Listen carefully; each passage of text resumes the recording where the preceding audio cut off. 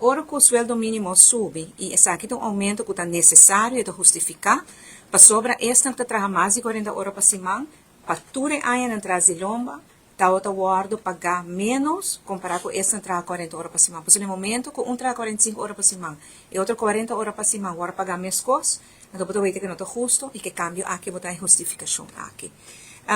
Mirando que agora vai aumentar salário mínimo, tem risco que essa aqui propõe um peso financeiro de uma companhia, especialmente companhia mais chiquito. Então, para isso, nós preparar uma moção também, em qual nós instruir a ministra de Finanças para começar um diálogo e em 3 lunas chega a um plano junto com o comércio, especialmente a empresa mediano, pero foral chiquito, com por ajuda para não me se vai aumentar o preço.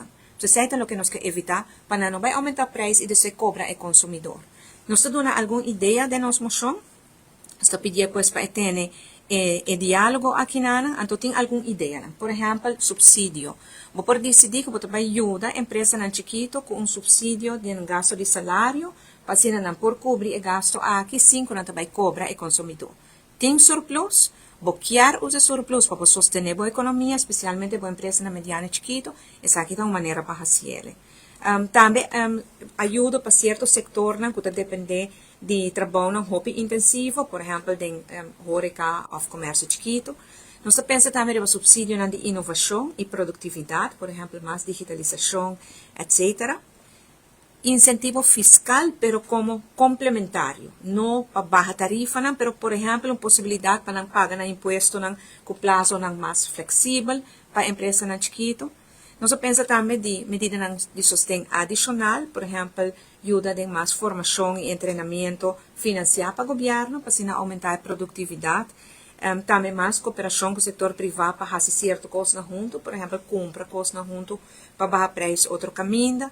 Ajuda com o gasto alto que o empresário não tem para transporte de produtos para Aruba e principalmente monitoreio de preço para evitar uma subida, um aumento excessivo de preço.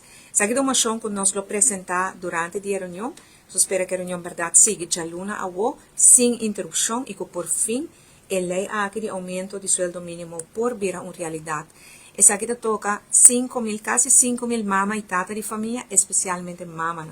Então, tem mais de 3.000 pessoas dentro do grupo aqui da gente mulher. Hobby na mama na solteiro que por fazer hobby bom uso de 271 florin extra aqui mensual.